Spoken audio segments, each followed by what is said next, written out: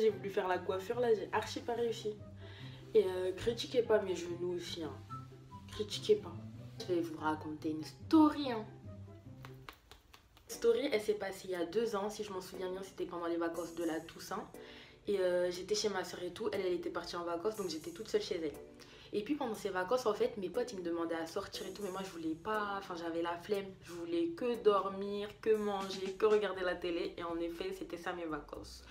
Donc la veille du retour de ma soeur, en fait, elle m'a envoyé un message pour me demander si je pouvais la rejoindre à la gare le lendemain, comme elle arrive à 14 h.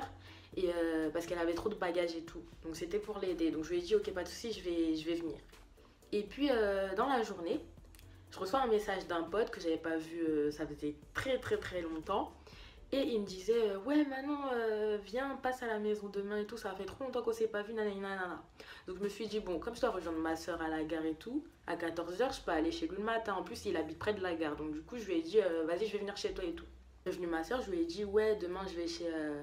Bon, on va changer son prénom, on va l'appeler Kevin. Donc j'étais à ma soeur, ouais, demain je vais chez Kevin et tout. Et puis quand c'est l'heure de venir te rejoindre et tout, bah, je pars de chez lui. Donc ma soeur, elle me dit, ok, pas de soucis, nanana. Donc après, comme dit comme fait, enfin le lendemain, à 10 h j'étais à la gare et il était là-bas, il m'attendait. Et puis il habite à 10 minutes de la gare en fait. Donc on marchait et tout en direction de chez lui. On parlait normal et puis son téléphone il commençait à sonner. Mais genre c'était du harcèlement. Donc après moi j'ai pas calculé et tout, lui-même il calculait pas. Après je me suis dit bon vas-y peut-être il veut pas répondre quoi, mais je lui ai rien dit. Puis à un moment je vois qu'il ralentit, qu'il est plus au même niveau que moi. Donc après je commence à tendre mon oreille, j'ai dit eh, vas-y on va faire la commère un peu. Donc après il décroche et tout, il dit ouais allô c'est qui m'appelle et tout, vas-y je te connais pas, m'appelle pas, je suis pas chez moi, je suis occupée, je suis en train de faire des courses avec ma mère. Après il raccroche. Donc après il revient à mon niveau et tout. Et comme si rien ne s'était passé en fait. Donc moi j'ai pas réagi, je me suis dit... Enfin juste dans ma tête je me suis dit mais pourquoi il a menti en fait. Après j'ai dit bon, tout le monde a déjà blagué quelqu'un dans sa vie pour pas répondre au téléphone. Donc peut-être juste... Enfin j'ai pas compris en fait pourquoi il a menti. Il aurait juste pu dire vas-y j'ai pas envie de te parler ou je te rappelle après ou... Enfin voilà, mais j'ai pas compris pourquoi il était énervé, le harcèlement, tout ça. Bref, j'ai rien demandé. Donc on arrive chez lui et tout. Donc je vous préviens déjà, il habite au rez-de-chaussée, comme ça vous imaginez. Donc je rentre chez lui et tout, je dis bonjour à sa mère, je dépose mon sac dans sa chambre et puis on va se poser sur le balcon. Et en fait, son balcon, il y a des plantes qui cachent. Donc en fait, quand on est assis, personne ne nous voit. Sauf à l'angle du balcon, il y a un espace en fait où il n'y a pas de plantes. Donc les gens qui passent sur le trottoir comme ça, ils voient tout ce qu'il y a sur le balcon. Moi j'étais assise ici, il y avait une table ici et lui il était sur l'autre chaise. Donc il y avait la table entre nous en fait. Et puis on rigolait, on se racontait des histoires et tout, des trucs sur nous, machin. Et à un moment donné, on était chacun de notre côté. Moi j'étais en train de regarder des snaps et lui il avait mis ses écouteurs et il écoutait de la musique. À un moment, j'ai commencé à sentir des ondes négatives. Il y avait quelqu'un qui me fixait, j'étais sa cible. Donc après je tourne ma tête comme ça et effectivement où il y a l'espace en fait où il n'y a pas de plante, je vois une petite qui me regarde, elle me regarde comme ça. Je me suis dit bon elle regarde comme ça, enfin elle s'est oubliée, vous voyez quand les gens ils fixent comme ça. Donc après je retourne sur mon téléphone et tout, je regarde les snaps. Après je me suis dit non, c'est pas possible, tu peux pas fixer quelqu'un comme ça. Donc moi je me suis dit en tant que Manon là, comme je me respecte, je suis obligée de jouer au jeu du regard. Vous voyez le jeu du regard où vous fixez jusqu'à ce que la personne elle baisse les yeux. J'ai dit on va jouer à ça ma fille. J'ai tourné ma tête, j'ai commencé à la fixer. On est resté longtemps. Après elle a baissé les yeux, j'ai dit bien. Donc après je suis retournée sur mes snaps et tout. Ensuite j'ai senti un autre regard mais pas le même qu'avant. Je retourne ma tête, c'est pas la petite elle a escaladé. Elle a escaladé le balcon. Elle était posée comme ça. Et elle me regardait et elle regardait Kevin. Donc après, je me suis dit non, c'est pas possible. Obligé que ça soit une amie ou une voisine. Enfin, elle connaît Kevin, quoi. C'est obligé. J'ai dit autrement, faut être fou. Après, moi, je continuais et tout. Après, j'ai dit non, là, ça a trop duré. Donc, je dis Kevin, il y a quelqu'un pour toi. Il regarde. Il ouvre sa bouche. Il se lève comme ça. Après, il me pousse comme ça. Il me dit rentre, rentre, rentre. Après, donc on se retrouve dans sa chambre et tout parce qu'il me poussait. Et il ferme la porte et il tire le rideau. Donc moi j'étais choquée. Vous voyez, enfin, j'ai vraiment rien compris. La scène elle s'est passée vite, mais en même temps, moi quand il me poussait, j'ai tout vu au ralenti. imaginez. Et moi, j'ai rien compris en fait. Donc après, je me suis posée sur son lit comme ça, j'ai dit, mais Kevin, en fait, il y a quoi? Et lui, il passait comme ça devant moi, il faisait des allers-retours, il était stressé. Donc moi, ça me stressait aussi, parce que je savais pas, donc mon cœur, il commençait à battre. Mais pas battre, de peur. Genre, en fait, j'étais énervée parce qu'il me disait pas ce qu'il y avait. Bref, donc après, il tirait le rideau comme ça pour regarder où ça en était dehors, enfin, qui y avait et tout. Et à un moment, il ouvre la porte et tout, il dit, ouais, tu veux quoi? Après, la meuf, elle dit, ouais, vas-y, toi, t'es mort, machin. Enfin, elle menaçait et tout. Après, j'entends, et c'est qui la meuf là? Déjà, c'est qui la meuf, nanana? Dans ma tête, j'ai dit, mais oh, de base, c'est lui qui a des problèmes. Et après, on me demande, tu es qui? Moi, Manon, moi, je suis innocente. Tu veux quoi? Donc après, il ferme la porte comme ça. Donc après, moi, je commence à m'énerver encore plus parce que déjà, quand je lui avais demandé avant, je savais pas qu'est-ce qui se passait. Et là, j'entends qu'on demande des trucs sur moi là. Qu'on veut me mêler. Chacal. Je lui dis ouais, c'est qui et tout, explique-moi Kevin machin. Il me répondait pas, il continue à faire ses allers-retours. Après, il ouvre la porte encore. Mais en fait, il y avait le rideau. Donc quand il a ouvert la porte, en fait, le rideau il s'est tiré en fait. Et je regarde, je vois trois meufs comme ça sur le balcon de base. Il y en avait une, je vois trois meufs comme ça. J'ai fait, et c'est quoi ça encore? Et là, les meufs, elles étaient déchaînées. Elles ont dit, ouais, fais-la sortir et tout, on va la niquer, on va la démonter, machin. Donc moi, comme je savais que j'avais rien fait et que j'allais les calmer, quoi. Enfin, franchement, il n'y avait pas de souci. Enfin, j'avais pas de problème, j'avais rien. Donc du coup, j'ai commencé à me lever et tout. Et Kevin, il me disait non, non, non. Après, il fermait la porte et il poussait le rideau. Donc ça faisait comme si c'est moi qui voulais pas, en fait, que j'avais grave chaud. Et moi, en fait, ça m'énervait encore plus parce que ça aggravait toute l'histoire, en fait. Là, les meufs, elles devaient se dire, bah ok, il y a quelque chose entre deux. Enfin, vous voyez ou pas? Il a ouvert la porte encore. Et puis, les meufs, elles avaient disparu. Donc, ensuite, il demande aux petits de la cité, parce qu'en fait, il y avait des petits dehors. Il dit, ouais, les meufs, elles sont où? Après, il y en a un qui dit, ouais, en fait, elles sont rentrées dans le hall. Et au moment où il dit ça, on entend la sonnette, on entend drin, drin, drin. J'ai dit putain de merde, on est dans la merde. Donc après, Kevin il commence à s'énerver, il dit ouais qu'il les a laissés rentrer et tout. Après le petit il explique que ouais c'est d'autres petits qui passaient. Les meufs elles ont dit qu'elles allaient voir une amie à elles mais que l'amie en question elle répond pas. Est-ce qu'il peut ouvrir et tout. Et c'est comme ça qu'elles sont rentrées. Et du coup les meufs elles sonnaient, elles tapaient comme ça. Et la mère de Kevin elle en avait marre. Du coup elle est venue nous voir. Elle a dit ouais c'est qui ces filles et tout. Kevin y répondait toujours pas. Et en fait, ce sont des Espagnols, donc elle parlait en espagnol et tout. Et après, elle a dit ouais, c'est de la faute de Manon si s'il y a les filles devant la maison et tout. Donc après, Kevin il dit non, mais il donne pas plus d'explications. Et après, moi je suis grave nulle en espagnol, je sais même pas comment j'ai dit ça.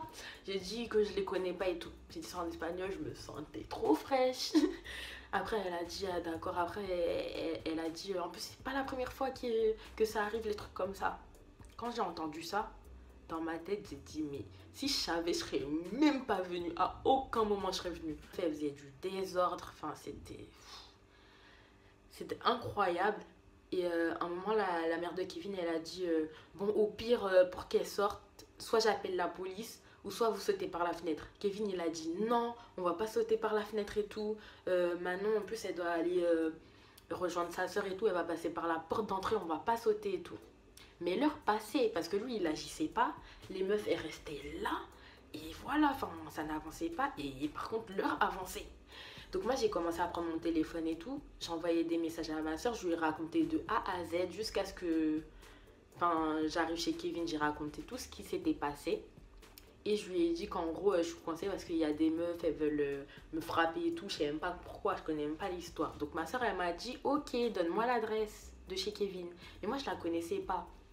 Donc je demande à Kevin l'adresse et tout, il me la donne pas. Enfin, en même temps, je disais à ma soeur et franchement, c'était l'anarchie.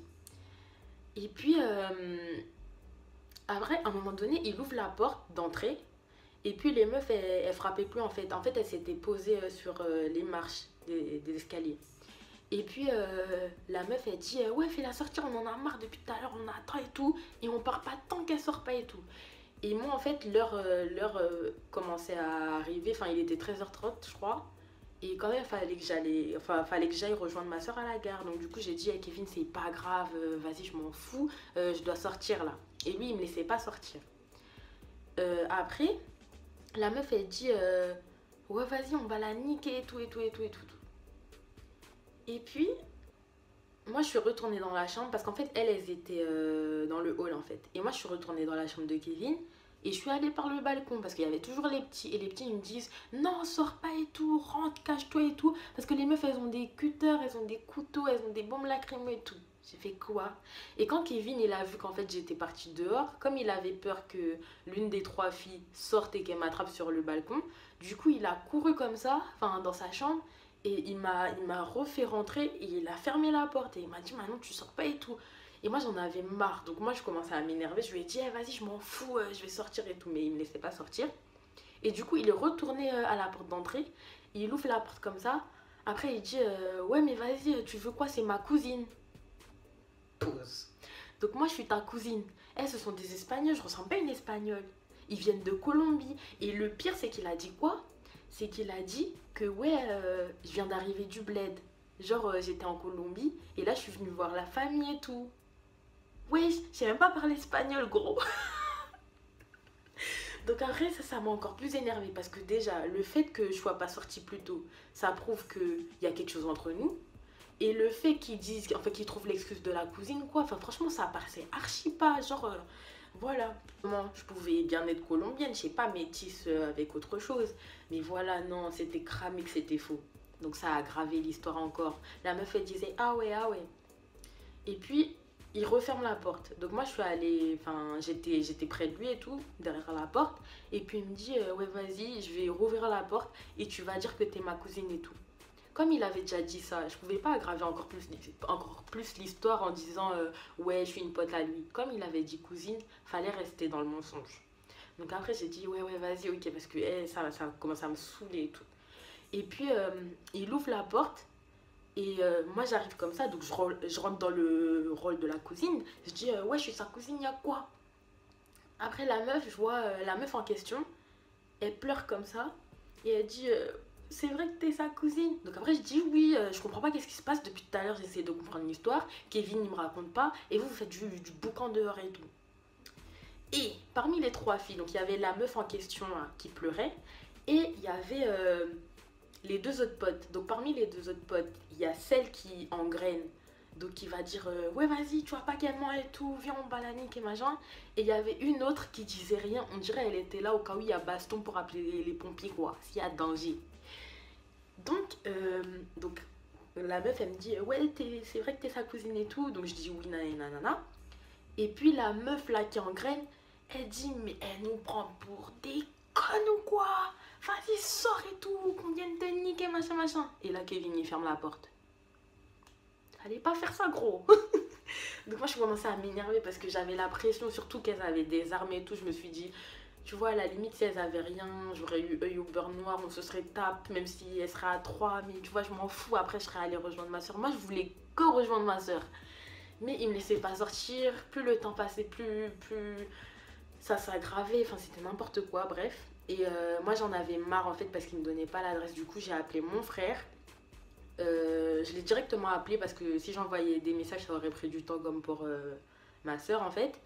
Et j'ai appelé mon frère, je lui ai expliqué la situation. Après il me disait ouais passe-moi Kevin et tout.